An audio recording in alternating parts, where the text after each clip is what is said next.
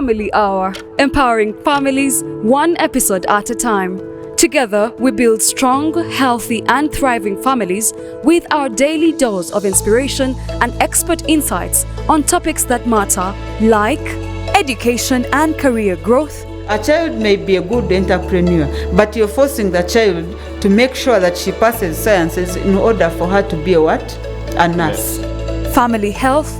No one should one day tell you that, hey, since you have diabetes, you should not take Caro. That's a lie. There's what you call portion control. Finance and wealth. Keep track of your spending. And part of the spending, of course, as we said, be able to separate wants from needs. That's secondary. Leadership and governance. There are people who take on the political aspect and try to water down important, significant decisions we leaders take for the good of this country. Not forgetting parenting. Now you're raising kids or children who are in a totally different time. You get it. Those days your mother would just give you an eye and you know this is a problem. Hey, there are visitors. And it's just there are visitors and around. Mom gives you this eye, you know? Yes. Catch more of this every Monday to Friday at 9 p.m.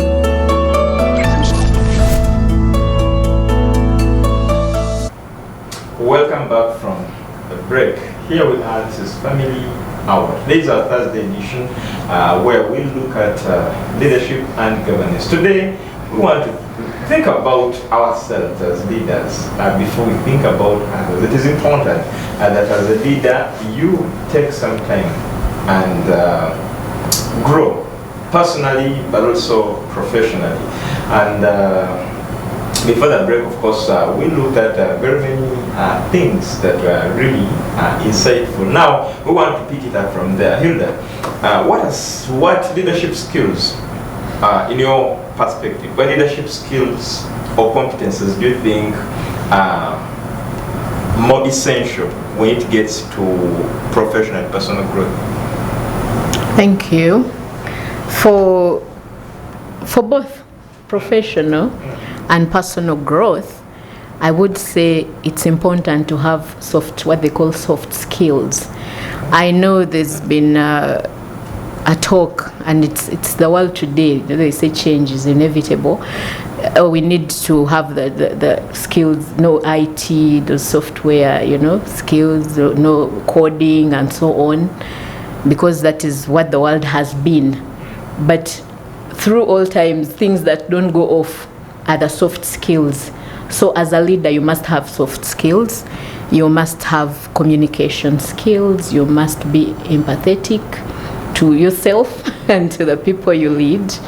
Yes, you must have what they call soft skills.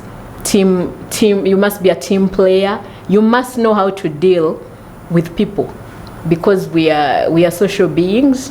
Everything we do, wherever you are, whichever space you look at, you're going to deal with people, even when you have machines. Today we are talking about, earlier on we were conversing about social media, and now people are abusing it. They don't care that there is a person behind there. But as a leader, you must know that soft skills are very important in whichever space you are. Very important. You must know how to communicate in a good way, so that, because leadership is influence. How do you influence others? How can people want to emulate you when all you do is insult everyone and everything, or criticize for the sake of criticizing? So you must have that skill. How do I communicate? When do I communicate? Do I keep quiet? Do I approach now? And how do I do it? You must be a team player, wherever you are, whether at work or at home. You must have those, you must be a team player. There are some people who just cannot operate in a team. It must be about me, myself, and I. So, as a leader, you cannot manage. They used to say leadership is servitude. It's being a servant to others. How will you lead others when all you see is yourself? How will you have a vision beyond yourself? Because in every space you lead, be it at church or at home or in office, you must have a vision for both yourself, because you can't manage others if you can't manage yourself, but a vision also for your team, for your organization, for whichever responsibility you're given, you must have a vision beyond you. So that is a soft skill, thinking of others first, being able to serve. You know, it's not leading from behind, but it's you attain leadership positions to serve. Really, it's not to grow rich or to get famous. we must have our whys correctly. So yes. When you say that, I think traditionally leadership was diluted, because they say akuwa obwami akuwa kulya, so something like that. In other words, people look at leadership, any point they reach at in leadership, the first thing that comes into their mind is kulia. And I think that's why we are having problems now with corruption and abuse of office. At some point, a comedian who also became an MP said, so we are getting it wrong. We think leadership is about kulia, but leadership is thinking beyond yourself, leading others. You even when you talk about self-improvement, you're improving yourself so that you can influence others positively, so that you're sharing something for posterity. It's beyond you.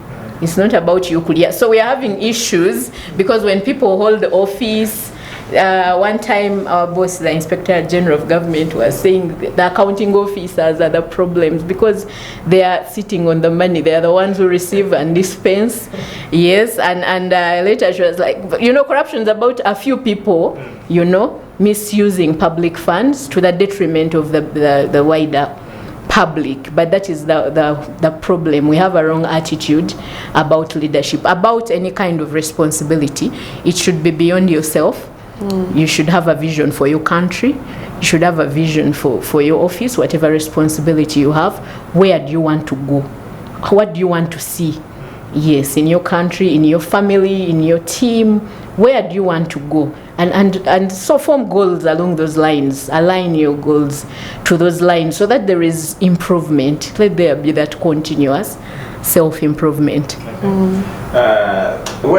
Thank you so much for that submission. Now, in the same lane, then I was attending some mentorship program, and then casually we were having a conversation, and then one of the team leaders told us a story about someone who I know, who they wanted to invite that person's team for a mentorship session.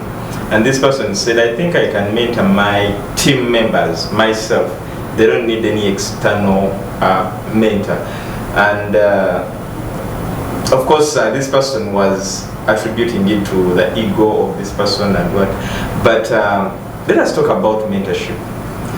As a leader, is it about you, a leader, mentoring your subordinates, or it goes beyond that? Even you as an individual, you need a mentor because you're not the alpha and omega of leadership. That's interesting. I did a mentorship talk to UCLF last week. So it's an interesting question to ask. But in the beginning, I asked how many people here are mentors? And I had about 7 hands up out of 60 something. Then I asked, of the hands up, how many of you are mentees to somebody? And then new hands showed up, the other hands dropped off. And I said, this is a cycle that can't be broken. You have to be both a mentor and a mentee. You have to be able to submit to someone in certain areas and also to pass it on. It's like a baton being passed on to another generation. We have to think about it that we are passing on the mandate and the baton to another generation. We are giving them a platform that they would not have had if we had not come into their lives. We're giving them skills that they weren't able to learn at the time they were in pupillage or school or those different things. And so the first thing that a leader must learn is that you must have a mentor. A very good leader has a mentor. someone who is not a mentee and is in leadership is a dangerous character, because the danger of leadership is that power corrupts, and absolute power corrupts absolutely. And each of us will face the temptation to lust after power. None of us is going to be free from it. It's one of those things you will get up every morning and confess, God, deliver me from the lust of power. More than the lust of the flesh, deliver me from the lust of power. If you are in leadership, positional or in any other way, and position of being the lowest form of leadership, you have to deal with that. And for you, one of the things that will help you deal with it is if you submit under somebody. Now, you won't have, and this is to answer your question about that leader, you will not have one single person give people everything they need. No one gives people everything they need. There's no single ministry where the lead pastor gives those people everything they need. We are limited by human nature. We are gifted differently, and if we ignore the gifts that we don't have and keep our people in a boundary and tell them don't move beyond this boundary, look to me, we have done a disservice to ourselves, but we have done a disservice to our people, because eventually they will have kwashako. Eventually it will show. They can be your team can be good at networking, they can be good at presentation, but they're unable to work as a team. And maybe you don't have that skill to teach them. Maybe you don't have the skill that it takes to do conflict resolution. Now, you need to be learning, but your team needs to be learning too. So you have to expose them to other mentors. Expose them. A good leader is secure enough to expose their team to other people, to allow them grow. When a parent recognizes a gift in a child, and the child is perhaps singing, and both parents have never sung a day in their life, it is useless for you to tell that child to keep quiet. You will take that child to somebody who can train that and bring it out of them. Now, what you should have done as a parent is teach them the value system in life. Teach them the basics, so that the other person who you introduce to them does not strip them of the thing that makes them them. And so my answer to such a leader is be secure enough to allow yourself recognize that your team needs another form of exposure that you're not able to give them. There are many ways to mentor. It can be one-on-one, it can be group mentoring, it can be all these different things, which depending on the resources you have, you will use. Group mentoring is usually used where the resources are few. There are fewer people, fewer partners at the top. They can do fewer people. One-on-one, you're very interested, you have found somebody who looks like you. Now, the mistake that most people make is assuming that mentoring means you clone someone after yourself. No, you find the best in that person and you sharpen it and give it a platform for them to excel. They may look like you in how they express themselves. In the beginning, they may look like you, they may sound like you, they may walk like you. That is what they call the flattery, because they are flattering you, they are admiring you. Don't kill it yet. It's a seed that you have sown, but find a way to shape them to become the best of who they are. And so you will find at the beginning of mentorship, most people sound like the person they admire. They walk like the person they admire. Even their looks may change to look like the person they admire. I've seen it. It's the most amazing thing to watch. And usually I'm amused. But you realize that it's not something you can kill in the initial stages. That what that person needs to do is to begin to nurture, to point out the giftings in that person that you don't have, to put them under some form of mentorship of somebody else that will bring out those giftings. When people can see that and you open new platforms to them to network, they will become the best of themselves. Okay. Thank you so much, Hilda. Yes, please. What indicators, besides going to school and further education and get this master's degree, get this postgraduate, what indicators can someone use to measure their professional growth?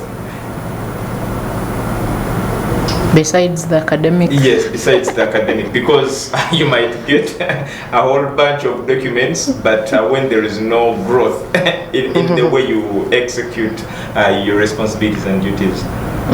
What indicators? One of them, I think, came out a bit. It's about as a leader, do people wish to emulate you, or are they shunning you because of your character? Do people wish to emulate you? That is one of the things that you can see, because you will get the feedback whether you like it or not. You will get the feedback. You will get the feedback. The other thing I mentioned earlier is the soft skills.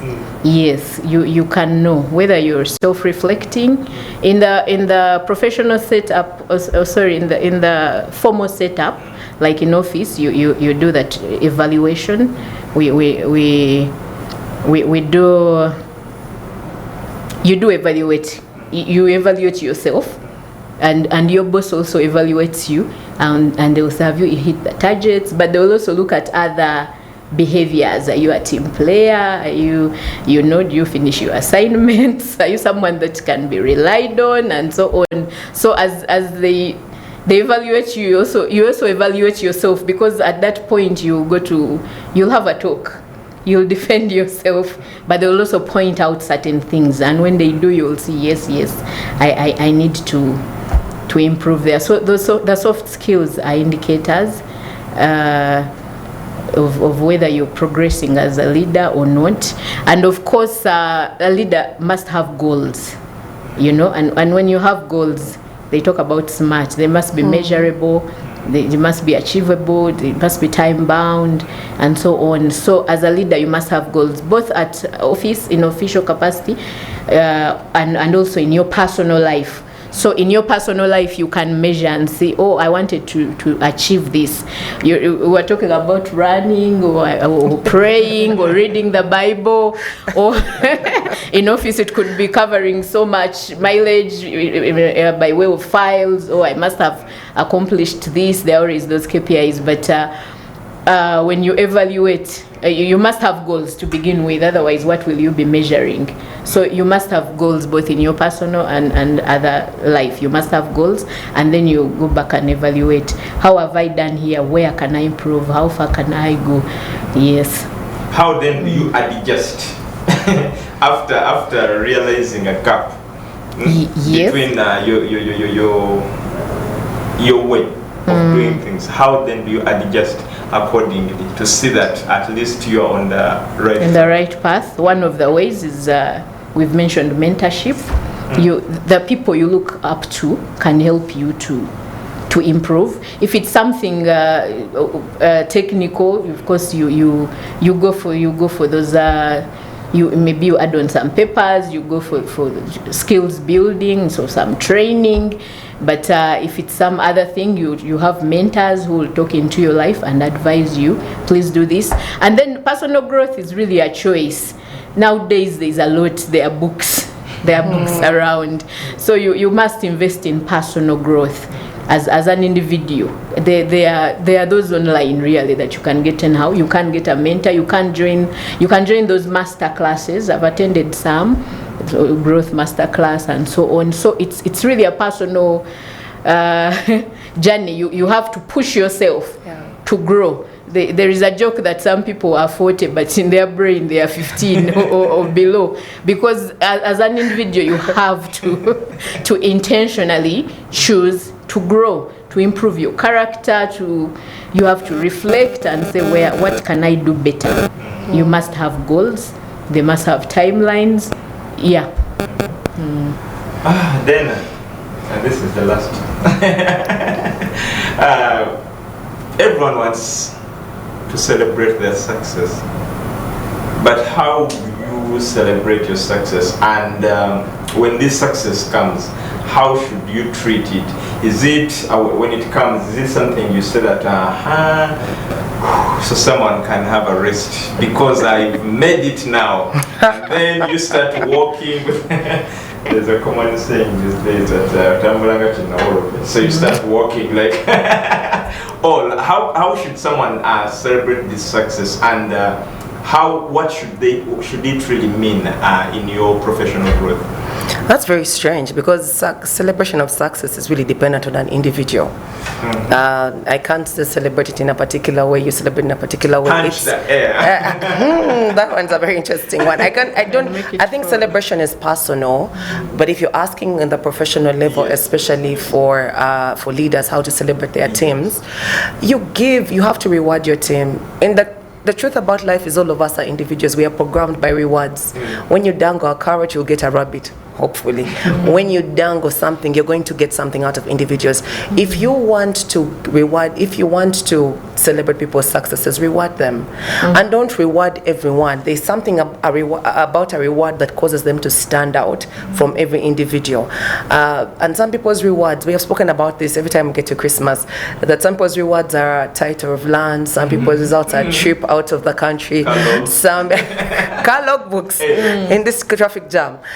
So it's the rewards may differ, but the point is reward them. And reward them is not necessarily physical. It might be that you talk them up, or you promote them, or you give them bigger influence, or you give them a bigger opportunity to manage a docket that they have not been able to have before that. And so rewarding is very key in celebrating people's successes. If you reward people, you motivate them and the rest to do well. The other celebration you'll always have as a leader is take time to open opportunities for people that they ordinarily wouldn't have had. Open an opportunity. An opportunity may be such as take them for a secondment program. It may be take them for something they have never been. You'll find that a number of people have not been out of the country. Yeah. And as they come into the workspace, how can you reward that? You can expose them in that area. You expose them by giving them networking opportunities that they would never have had if they hadn't done that. And so it's a good I think that as much as possible, leaders should work to expose. One of my mentors and somebody for me who has made the biggest change for me in my life is that when I walked into their life, they said, I won't give you the kind of money that you want, but I will expose you to my networks. And let me tell you, it was better than the money that I got. Of course, in a moment, the money was hard, but it was better than anything, because I stepped into offices I never would have stepped into on my own. I stood on platforms to use my skill to MC because that person opened that ability to do it. Because they did that, I was able to become the vice president later on. Because they did that, they opened their networks. That's one of the biggest things a leader can ever give to a subordinate, to a mentee, is open your networks. Don't feel challenged. And when that platform is given to you, take that stage, use your gifts. Don't try and be like that person. Use your gifts to maintain and grow to that level. What are your closing remarks? Personal growth and professional growth are terms that can be used interchangeably, mostly because your personal growth affects your professional growth. And in so doing, there are three things that you can never deal away with. Learn that emotional intelligence is non-negotiable. Learn that conflict resolution is a mandate for such a time as this. Unless you learn to resolve conflict, you will not grow as a leader. And lastly, communicate in ways that people can understand and be inspired by, because a true leader inspires the next generation. Thank you so much. Hilda, what are your closing remarks? Thank you. I would like to add my voice to the very last point about a true leader. John C. Maxwell says that highly successful people are rivers, not reservoirs. So I want to relate it to leaders. Leaders should be rivers. You get in, you get out. Don't keep the good stuff to yourself. And yes, if you're stagnant, then you're useless, because significance comes from planting in other people, adding value to other people. As we close, I would say, as a leader, whether in personal or professional life, please have clear goals. Please know your priorities. Stay focused. I think it was mentioned earlier, and there's an African saying that if you're hunting an elephant, don't stop to shoot at every bird along the way. You lose the big prize. because you're wasting time on small things. So stay focused and make it a point to grow and influence people positively. And if there is anything that you have picked from this talk today, please work on it today. There is that man called a book by James Clear about atomic habits, and the gist is that those small changes that you make each day can lead to significant results. So as a leader, start today to change and grow in your personal and professional life, so that you're significant in life. You change others, you add value to others. Thank you so much, Hilda. Thank you so much, Dana. I think at the end of the day, we all want to be significant. We all want to build our legacy. But how are you going to build your legacy when you're stagnant? When you don't grow as a person? Because at the end of the day, you can never give what you do not have. You can only give what you have. Thank you so much. Once again, Edwin Austin Mukalazi is my name. I've worked with Andrew, I've worked with Jackie, and of course from the entire team, we wish you a blessed night.